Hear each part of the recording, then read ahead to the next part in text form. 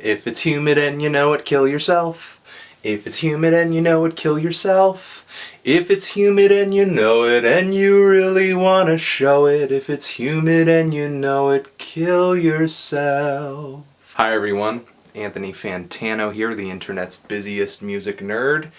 And it's time for a review. Battles is a New York quartet, recently turned trio, and this is their sophomore LP, Gloss Drop. And the loss of Tyunde Braxton as a frontman, a multi-instrumentalist in this group, bred a lot of rumors about this album. What is it gonna sound like? Why are Battles continuing to call themselves Battles after losing such a pivotal member? And of course the first single to come off of this LP, Ice Cream, featuring Matias Aguayo on vocals, featured on that track, only fueled flames, only fueled rumors and guessing games. Considering a lineup change, a series of guest vocalists on this album, and the fact that this is a sophomore LP coming on the coattails of a very beloved first album, the cards were kind of stacked against this LP. Battles was challenged on this record,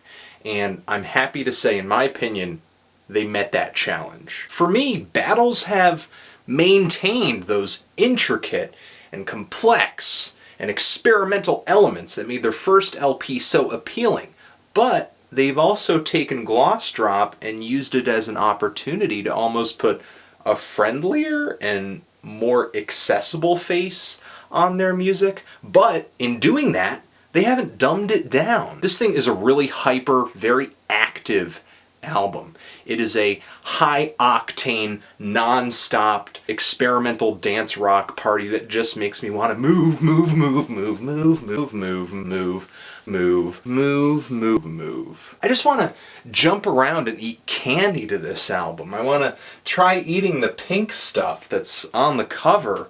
I want to jump around in a clown-shaped bouncy castle that's as big as a house. It's weird to be in my mid-20s and feel that way, but this album put me there, and I'm thankful for that. It's just got this rebelliously youthful feel to it, and yet it's so seasoned and experienced and complex. There are certain subjects I like to harp on in my reviews a lot, like interplay and a live feel to a band.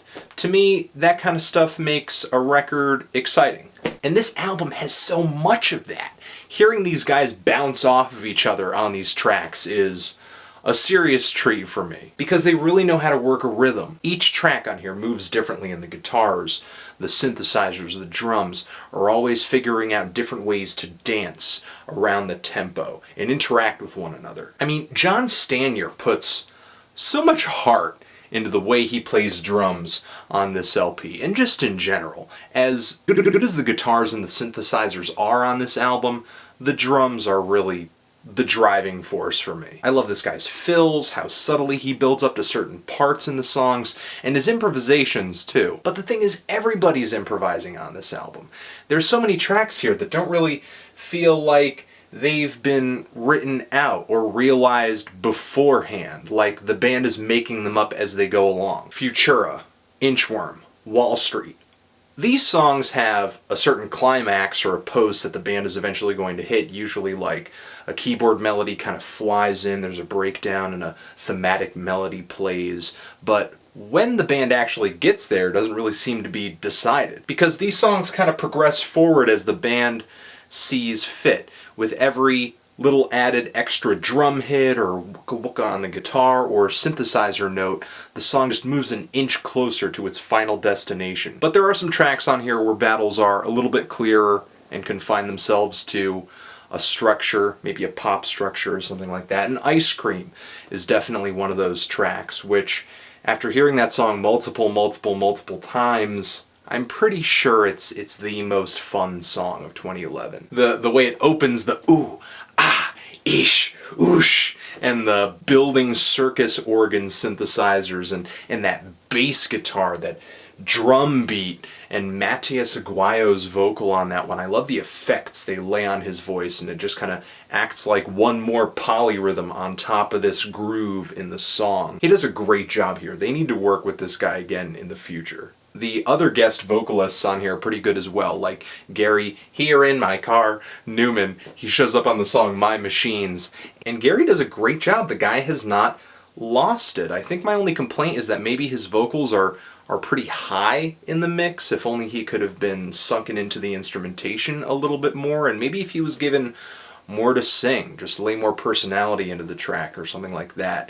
And I kind of have a similar gripe with the next vocal feature on this, with Kazu Makino from Blonde Redhead. She's got a great voice, but I feel like a little bit her voice is battling with the chirping and growing keyboards that are just causing a ruckus underneath her voice. I mean, Battles does invite these guests on here, but I feel like in a way they don't really make a lot of room for some of them. And Yamantaka I is on the final track of this LP, and if you know that guy, if you know who that guy is, you can pretty much guess what he does on that track. Wow, wow, wow, wow. But it actually fits in with what Battles is doing really well on that track.